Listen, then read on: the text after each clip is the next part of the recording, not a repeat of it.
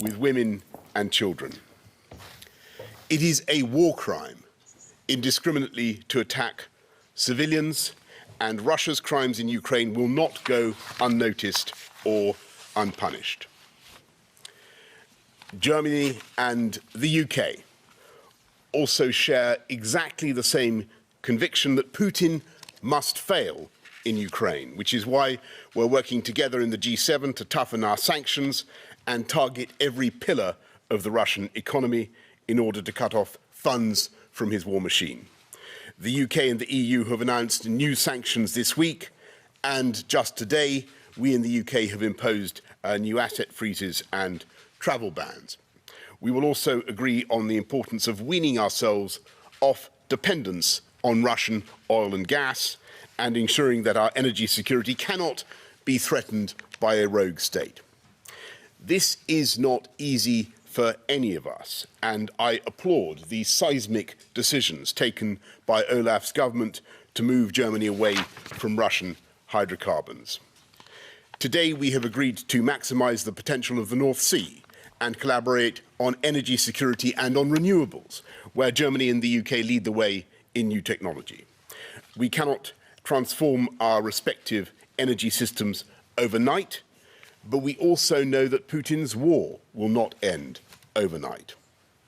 That's why Britain and Germany have joined dozens of allies to supply Ukraine with defensive weapons.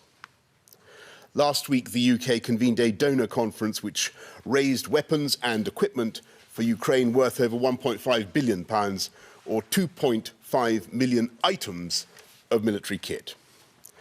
Today, I can announce that the UK will send a further £100 million worth of high-grade military equipment to Ukraine's armed forces, including more Starstreak anti-aircraft missiles, which fly at 3 times the speed of sound, another 800 anti-tank missiles, and precision munitions capable of lingering in the sky until directed to their target.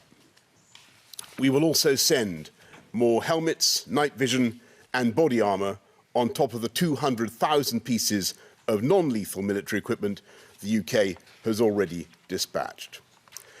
But Olaf and I agree that our two countries and our allies must go further and provide more help to Ukraine. The Europe we knew just 6 weeks ago no longer exists. Putin's invasion strikes at the very foundations of the security of our continent. But his ambition to divide us has demonstrably failed. On the contrary, he has succeeded in uniting Europe and the whole transatlantic alliance in support of Ukraine and in strong solidarity with each other. Putin has steeled our resolve, sharpened our focus, and he has forced Europe to begin to rearm together to guarantee our shared security. Britain and Germany will work together to ensure that our armed forces are fit for the future, including with our joint effort to manufacture state-of-the-art Boxer armoured vehicles. We will hold a joint cabinet meeting between our two governments within the next year. Our defence ministers will meet before the NATO summit in June, and I look forward to joining you, Olaf, at Schloss Elmau for the next G7 summit. We face the new reality created by Putin's invasion.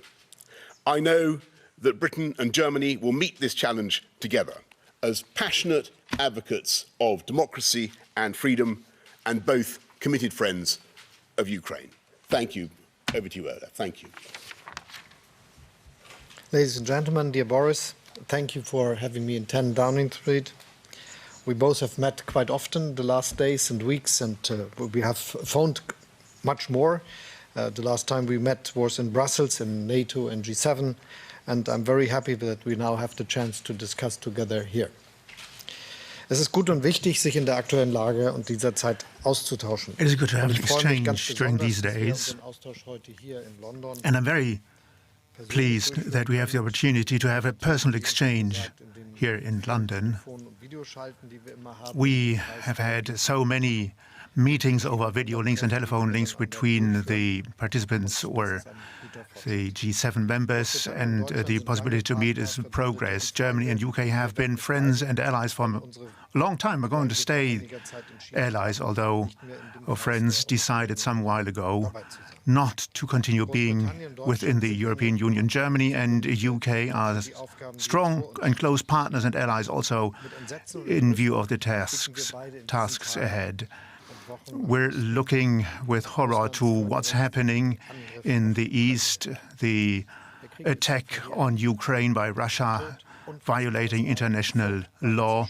The war is devastating and brings horror to Ukraine. The pictures we've seen from Bucha, from Mariupol, and from many other sites, the dramatic attack that we heard from today, all that dismays us. And it has to be said very clearly, it is horrible. It is a horrible war with destruction and many Ukrainian citizens falling victim to this war. And killing civilians is a crime of war, the responsibility for which has to be borne by the Russian president. We totally agree in terms of an assessment of the situation, and we defend rights and moral rules remaining a yardstick of our activities, and therefore we support Ukraine with all our possibilities that we have. Germany is the largest donor to Ukraine when it comes to civilian support, and Germany has changed its positions that it held for many decades and sent weapons and arms into Ukraine for the first time. We're going to continue doing so in the future. We're going to coordinate, align our activities in order to strengthen the defense of Ukraine against the Russian invasion. We need to do everything possible in order to bring an end to this horrible killing, which is why we call on Russia to finally make a ceasefire possible. We call on Russia to withdraw their troops. We need urgently humanitarian corridors for citizens of Ukraine who want to leave their citizens. And it must not fail time and time again by military activities taking place alongside these corridors. The corridors getting under fire, as we had to witness time and time again. The war needs to stop immediately. And one of the central strategies of ours is to put enormous costs on Russia as a result of this war of aggression. And therefore, it is justified that we agreed on sanctions, which goes for the G7, within which we cooperate. We discussed these sanctions in various telephone talks that we held with other partners. We discussed this within the framework of NATO. There are sanctions against the finance industry, against the Central Bank of Russia, which is an unparalleled activity which hasn't been undergone ever. These are sanctions also against the Russian economy. And these sanctions indeed are highly effective. Russia relies on imports of high-tech goods. They cannot be replaced easily on the world market, and it remains being the case that Europe, North America, Japan, South Korea, and many other countries who understand themselves as democratic states are exactly the ones who have the most advanced technologies at their disposals. And of course, the task is always to hit the circle of power around Putin and the oligarchs, and I'm grateful for the sanctions to have been extended now, including many of the individuals belonging to the environment of Putin. We have initiated a fifth package of sanctions, which include in Europe decisions which have the goal to stop imports of coal. And I'd like to state very clearly at this juncture that Germany Germany has started to wean itself from its dependencies from Russian energies by looking for other suppliers and also by investing heavily into the infrastructures that are necessary in order to be able to import liquefied gas over our coastlines. We're also going to take legal measures to make sure that these construction works don't get stalled in legal quagmires, but rather would be advanced swiftly. We have responded with the bank sanctions and hit the oligarchs, and we're going to continue doing so, as has become clear through the decisions that have been taken. But it's very important to focus on the unity within the European Union, within Europe, within G7, the transatlantic unity and the unity within NATO. All this is something that Putin didn't reckon with. He felt sure that we wouldn't be able to unite, and he had to experience our unity, and you're going to continue experiencing our unity in the future. One of the devastating repercussions of this horrible war is that a large number of people had to leave the country, were displaced within the country. There are millions of people who were displaced or who had to leave the country. Many countries accepted refugees and received refugees, the Czech Republic, Hungary, Poland, Romania. We're very grateful for having done so. And we know that other countries like Austria and the Czech Republic have already received large number of refugees, and Germany is also one of them. The largest number of refugees have arrived in Poland, more than 2 million. In Germany, there are more than 300,000 refugees that were given shelter, and we're very happy if as many countries contribute to the reception of refugees in practical manner. It's going to be a huge task for all of us, and none of us knows how the refugee movement is going to pan out in the future. It's a different type of refugee movement as compared to the ones that we have experienced in the past. There are younger mothers, children, people with diseases who are sick and who need support, and we need to provide the support. We cannot forecast whether it won't be the case that so many more will have to come, or whether families will be able to return, or whether their husbands will be able to follow their families. All that is something we can't say at the time being, but we're going to be solidarity. We're going to show solidarity. We're going to provide help and support and shelter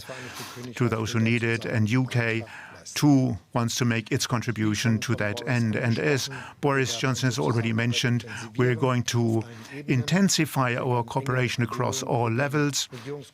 We're going to hold consultations between governments. We're going to have a meeting at the beginning of next year, which will be prepared carefully in various working groups. The foreign ministers too are going to engage in a strategic dialogue and continue it. And there are enough topics to talk about. We've got a large conflict which is connected with the attack on Ukraine. There are the aspects of defense, climate, exchange between societies, mobility, and migration. All these are topics we will be talking about. There are good relationships. We want to achieve progress between our countries and governments, which can be based on long years of friendship. But this is very important. The two of us, we share the conviction that our relationships are particularly good if they not only work out between the heads of government, but if they are carried by our citizens. And we're confident and sure that this is going to be the case. Thank you very much. Let's take some questions from the media. We've got 6 of them. Nick Eardley, BBC. Thanks, Prime Minister. Chancellor Scholz first. How do you defend the fact that the European Union has sent 35 billion euros to Russia for energy since the start of the war, but only $1 billion in aid? Do you really think that Germany has gone far enough, fast enough to move away from Russian energy?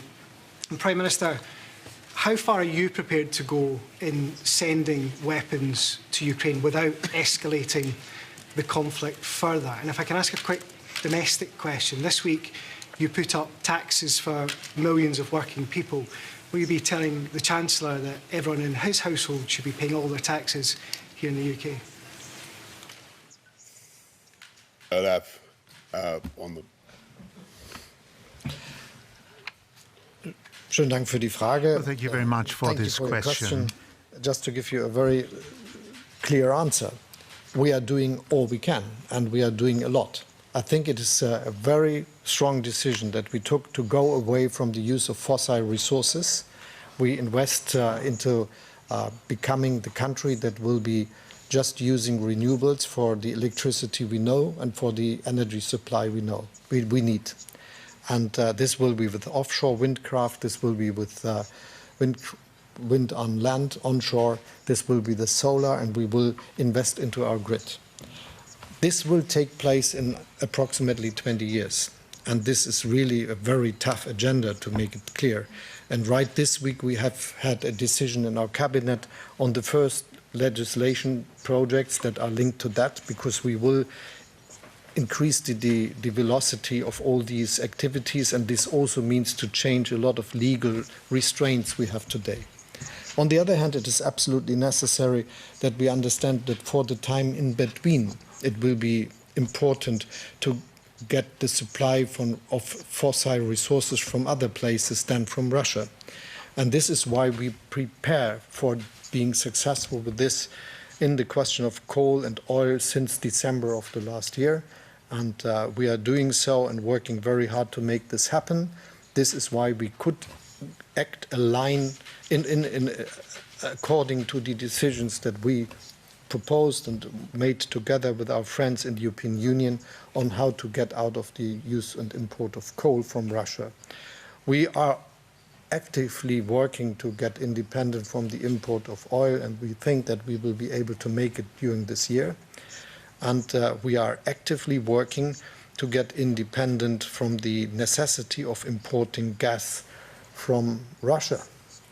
This is, as you may imagine, not that easy, because it needs infrastructure that has to be built first. So pipelines to the northern shore of Germany, regasification ports that make it possible that, for instance, LNG ships could give their supply to the gas grid in Germany. But we are doing, and we already started preparing this before the war began, because we knew that this problem will come up. And this is why I can give you the very clear answer. We are doing the strongest investments, and we are doing the hardest activities feasible to get independent, and we will be successful. Thank you very much. And Nick, just on your domestic, political point, I would just stress that the Chancellor Rishi is doing an absolutely outstanding job, and as far as possible, as I think I said yesterday, I don't think people's families should be dragged into things. But on your question about arms and how far we're willing to go and the risk of escalation, I just want to say that I think Putin has already escalated the conflict. He's already inflicting systematic slaughter on innocent people. Olaf has rightly described what's going on in Mariupol and elsewhere. It is utterly horrific. And all we are seeking to do is to help the Ukrainians to protect themselves, to protect their families and their homes. And that seems to me morally an entirely reasonable thing to do. Now, as you know, the UK has been mainly so far supplying anti-tank weaponry, anti-aircraft weaponry.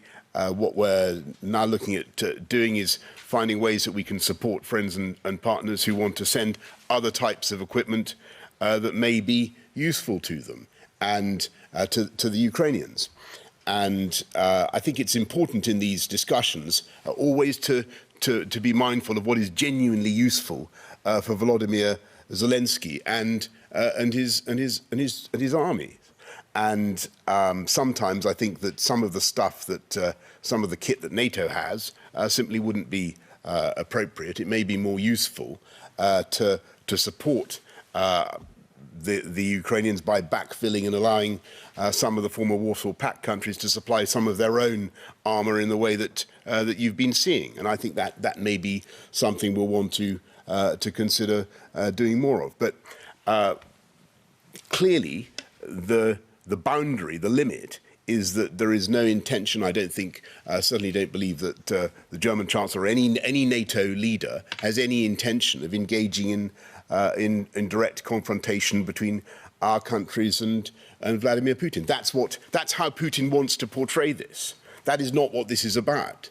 This is about an illegal, barbaric attack by Russia on totally innocent people that we are trying to help to protect themselves. That's what's going on. Can I just say one thing also about your question about the amount of cash that has gone from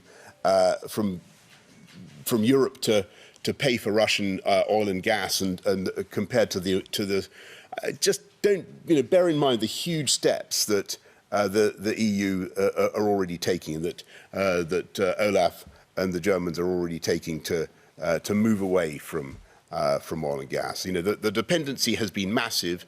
It's clearly been something that they're now moving away from very, very fast. I think by middle of 2024, as I recall, Germany is going to stop using Russian gas, which is quite extraordinary. And that is going to be done through technological change and progress. And we want to work together with Germany to achieve that. Jörg Blank, DPA.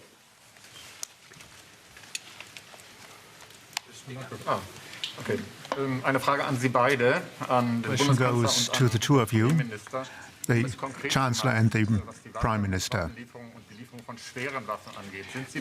To talk in concrete terms about the supply of weapons, are you willing to send tanks to Ukraine? And the question to Chancellor, the Ukraine asked for Marder armored vehicles to be provided. One per day would be already enough, they said. Why wouldn't you send these weapons to Ukraine? Jörg, I think I tried to answer the question before. I'm in principle willing to consider anything by way of defensive weaponry to help the Ukrainians protect themselves and their people. I think it's important that we should be giving equipment that is genuinely useful and that is operable by the Ukrainians. That's our consideration. Those, as I'm sure you saw, there was a delegation from Ukraine, from the Ukrainian Defense Ministry here in the UK yesterday, looking at what more we have to offer. Ich kann da unmittelbar anschließen. I can answer directly. We make an effort to send the weapons that are helpful and can be deployed easily. This is what we did in the past, and we're going to continue doing this in the future. And the success that the Ukrainian army has shown goes to show that these weapons were very effective anti-tank weapons and other weapons, and we need to see what can be used effectively, and these are very technical questions indeed. Thank you. Jason Groves, Daily Mail. Thank you. Prime Minister, on the domestic front, did you know that Rishi Sunak's wife was a non-dom yourself? And there were reports today that people close to you, people in number 10, have been briefing against the Chancellor. What would you say to them? Are they speaking in your name, or does he have your full support on this issue? And Chancellor Scholz, I heard what you said about Russian energy, but you'll know that Germany is sending huge amounts of money to Russia for fuel at the moment.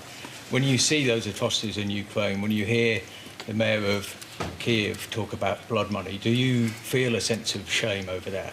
And is the Prime Minister right that you're planning to end gas imports from Russia by 2024?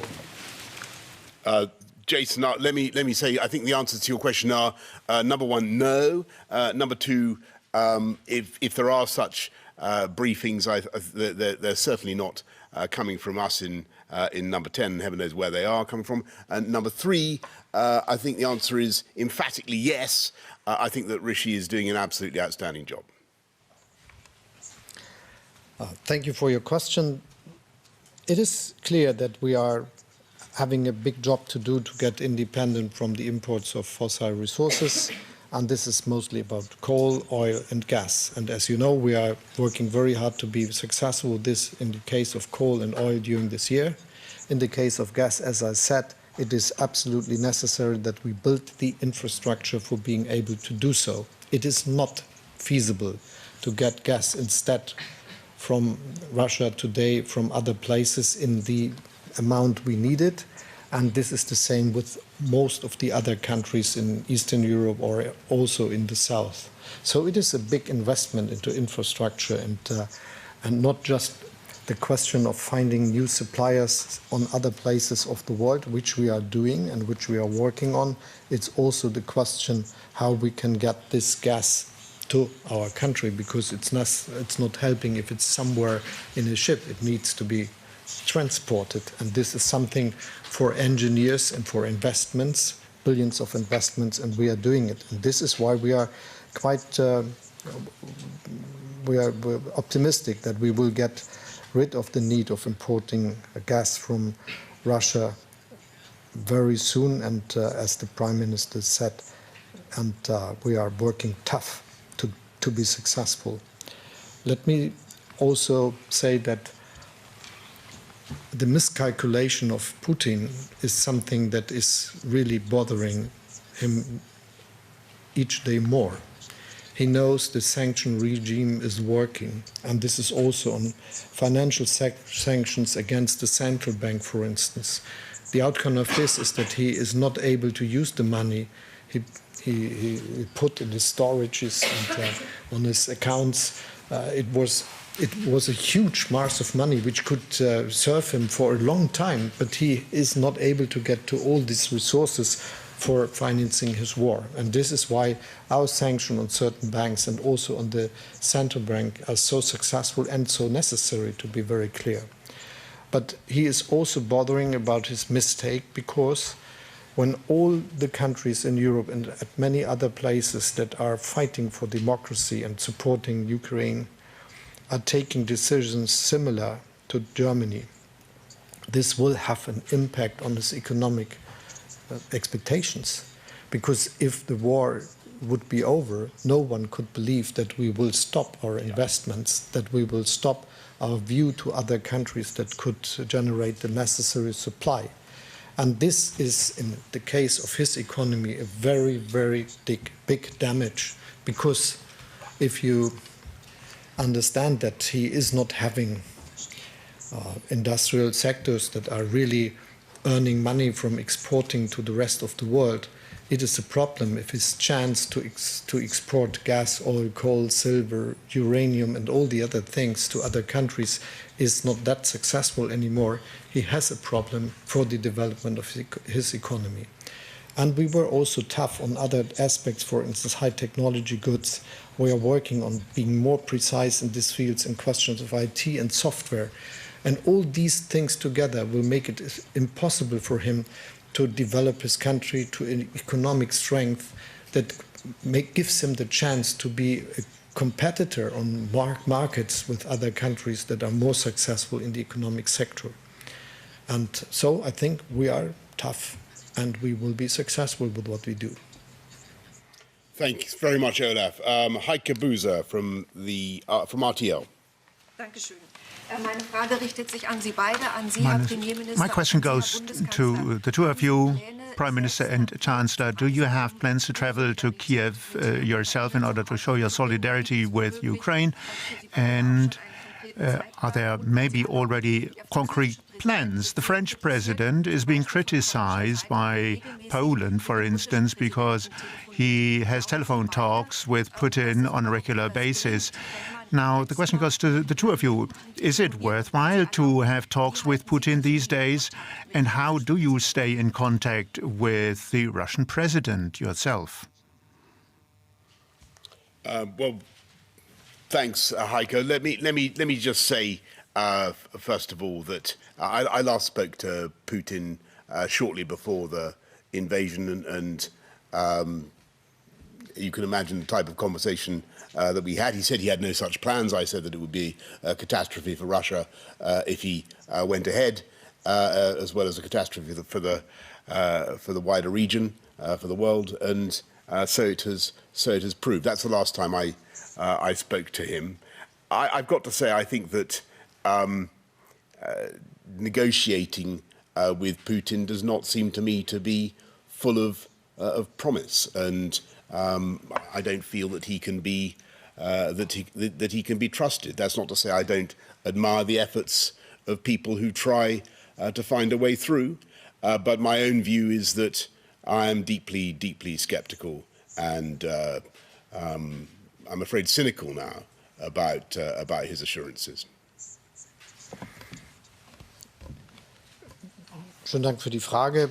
Thank you very much for this Die Kritik an den question. französischen Präsidenten The ist unberechtigt. criticism Da sehr klar zu against the French president is unjustified. To state that very clearly, he was very committed, and in his talks he held with the Ukrainian president and in the talks he held with the Russian president, he tries to make a contribution by having an opportunity to bring about a ceasefire and supporting the withdrawal of Russian troops. I have a regular exchange of views with the French president, as I do with President Biden and many others. It's very, very clear that we have a very clear position. The ones to negotiate about Ukraine are the Ukrainians themselves. There is nobody else who talked to Putin who could replace Ukraine or take their position.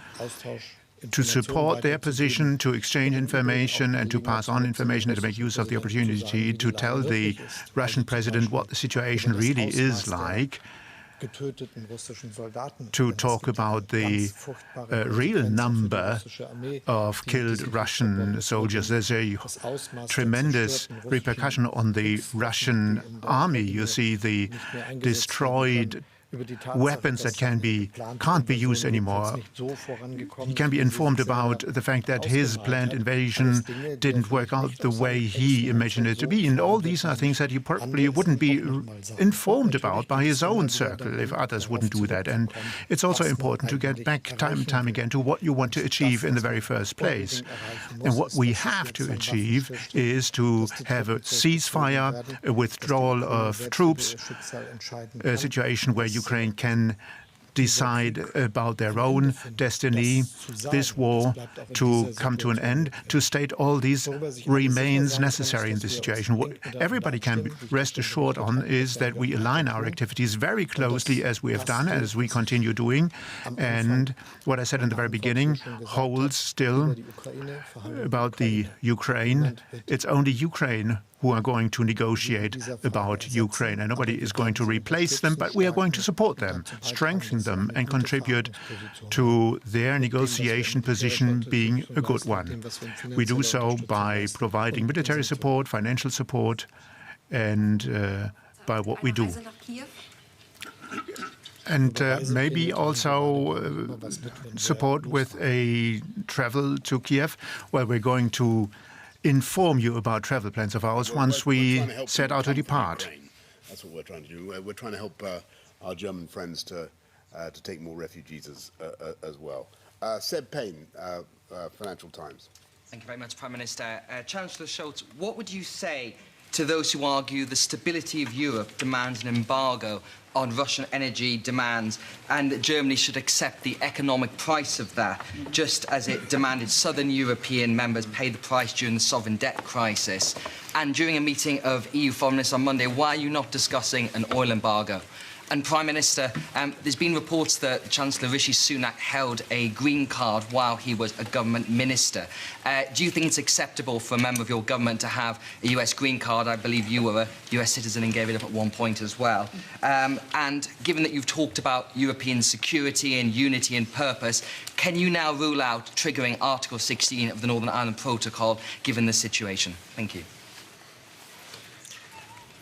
Thank you for your question. I answered to your question already. Thanks very much. Seb, I'm sorry to have to postpone you this morning. Just to say, look, on the that issue, as I understand it, the Chancellor has done absolutely everything he was required to do, and What was your second question? It was about triggering Article 16. Triggering Article 16. Olaf, we had a discussion about this.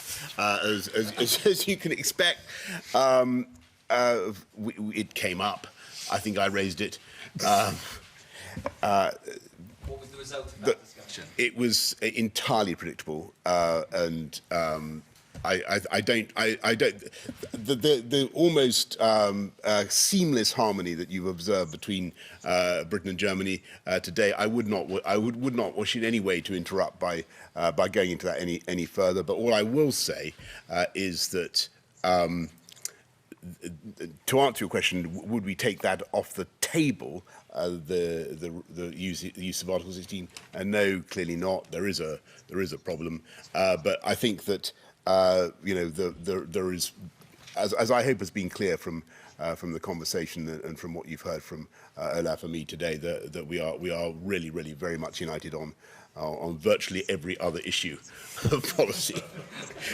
Suzanne Ebner of R&D. So Prime Minister, Bundeskanzler Scholz, my question goes to both of you. Can Western sanctions ever be really effective while countries like India and China continue business as usual with Russia? Suzanne, I think it's a very important question. I think that the answer is that yes, Western sanctions can be, and as Olaf said in his earlier remarks, will be increasingly effective. And I think that they will, over the long term, do more and more damage to the economic prospects of Putin's regime. And that doesn't mean to say we don't want other friends and partners around the world to do more. And I think that for China, there's a very interesting question to be addressed, and that is whether they really want to be associated closely with what is being done in Mariupol, in Bucha, whether they really want to be associated with in any way condoning or in any way supporting the regime of Vladimir Putin. And I think as the days have gone by, that question has become increasingly difficult for China. That is my impression. Ich stimme zu und will gerne ergänzen. And I would like to add some aspects. The sanctions that were imposed have a tremendous impact on the economic options to develop for Russia. And it's not the case that these sanctions can easily be circumvented when it comes to technical products. Fact of the matter is that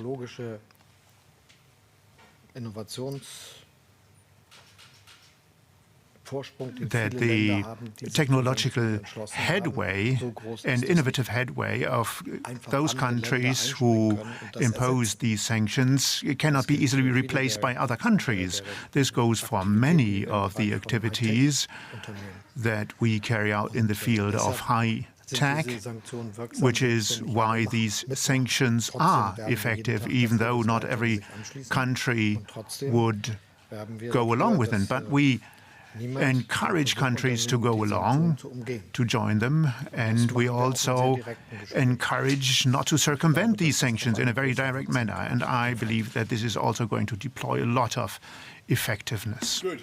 Thank you, everybody. Thank you very much. Danke schön. Thank you. Thank you.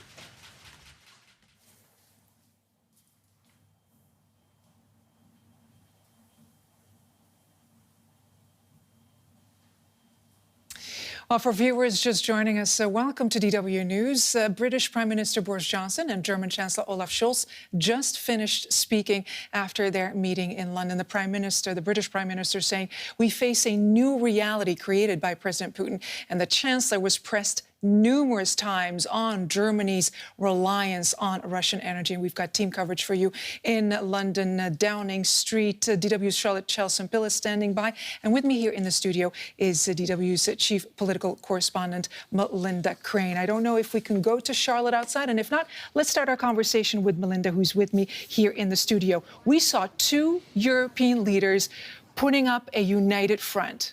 That's definitely true. There were very warm words spoken by Boris Johnson. He talked about the fact that essentially the two were indivisible, that he commended Chancellor Scholz a number of times for his determination and the major changes that he has made. So for all appearances, a very warm atmosphere. A very warm atmosphere. I understand that we can go now to Downing Street to Charlotte Chelsea-Pill.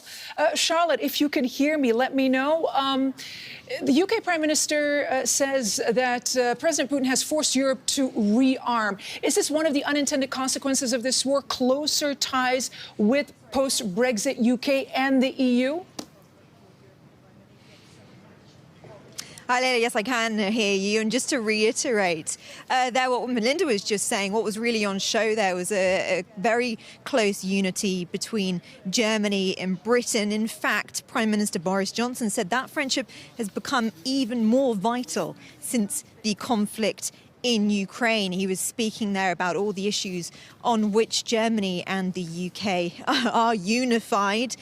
He also had very warm words for the German Chancellor and the measures that have been taken so far on weaning Germany off dependence on Russian energy, and indeed the steps that are planned by Germany going into the future. Just because you mentioned Brexit there, it really did form a very small part of that press conference. It was dominated by the conflict in Ukraine, but the Prime Minister said that he didn't want to go into too much detail on Brexit because it would, in essence, he said, ruin the seamless harmony between Germany and the UK on almost every other issue. The seamless harmony, words to remember. Charlotte, while I have you, want to put another question to you. The Prime Minister committing to sending more arms to Ukraine? Absolutely. That was a new announcement today, and we were expecting another announcement from the UK on weapons there. Prime Minister Boris Johnson said the UK will send a further £100 million worth of high-grade military equipment to Ukraine's armed forces. That includes another 800 anti-tank missiles. The Prime Minister said he was asked whether the sending of Ukraine risked escalation, risked antagonising, in essence, the question was, Russia. On that, he said all that the UK is seeking to do is to help the Ukrainians to protect themselves. So that new announcement today that on top of the defensive arms that have been sent so far, a new £100 million worth of high-grade military equipment. Thank you so much, Charlotte. Melinda, interestingly, the Chancellor said that our strategy is to inflict dramatic costs on Russia and its decision to launch this war in Ukraine. But they're not touching the energy question. And he took some very tough questions on that. One of the questioners pointing out that the EU has sent a total of 36 billion euros, I believe it was, to Russia, paying for energy supplies since the war began, and only 1 billion to Ukraine. He did not rise to that bait, nor to other questions when he was asked whether he's ashamed.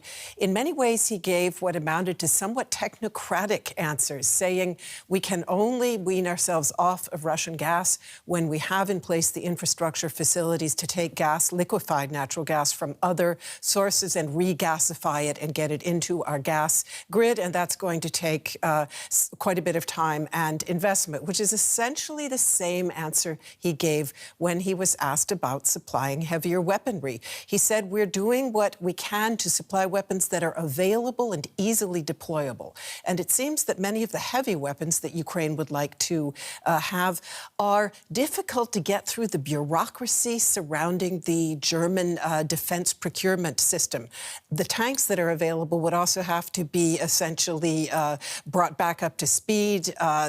Ukrainians would have to be trained in using them, which is why in between the lines, he's letting us know that these requests for heavy weaponry essentially pose, in many ways, a bureaucratic problem because they're not easily deployable. But that answer is not going to go over well in Ukraine. Why is the Chancellor not doing more to cut the red tape? That undoubtedly is the question they're asking in Kiev. Let's elaborate a little bit on that, if we can. Because yesterday, the Ukrainian foreign minister who was at NATO basically said, you know, Germany is dragging its feet on several issues when it comes to the energy question, when it comes to the arms issue. It kind of reminds me when he was pressed on Nord Stream 2 in the run-up to this war, where he kind of refused to use these words. But then there was that seismic change. Do you foresee maybe a development where, you know, he's avoiding it now, but maybe we could see a change? Well, Germany moved on coal. It is now part of this EU-wide embargo on coal. The chief foreign affairs representative for the EU, Mr. Boris, said today the oil embargo is the elephant in the room. It is still being discussed. Perhaps there could be movement on that by Germany if, for example, we see additional devastating images like the ones from Busha. I think Germany will try to delay the gas question as long as it possibly can. But if they're not going to do a gas embargo, I think there's a lot of pressure for them to move on heavy weapons and supplying heavy weapons. And that undoubtedly is a matter under discussion. But again, we haven't seen clear movement. What we do know is that almost a majority, 45% of Germans say the government isn't doing enough. So public opinion is shifting. Final thoughts. Will public opinion make a difference here more than, for instance, the business community's hold over the government? Well, certainly on the issue of the gas embargo, the business community has found a big ear in the government. However, the Green Party, and the foreign minister of Germany is a member of the Green Party, the economics and climate minister as well.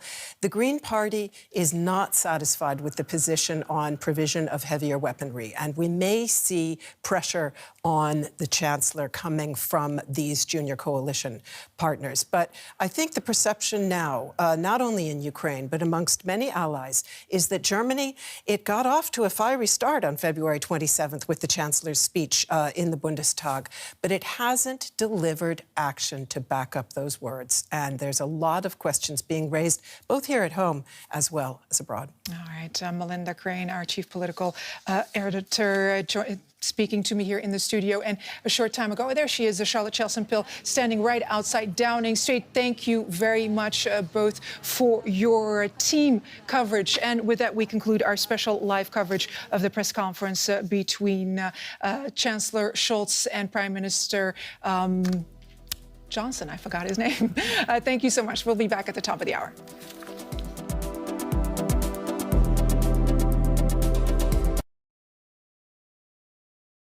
Thank you.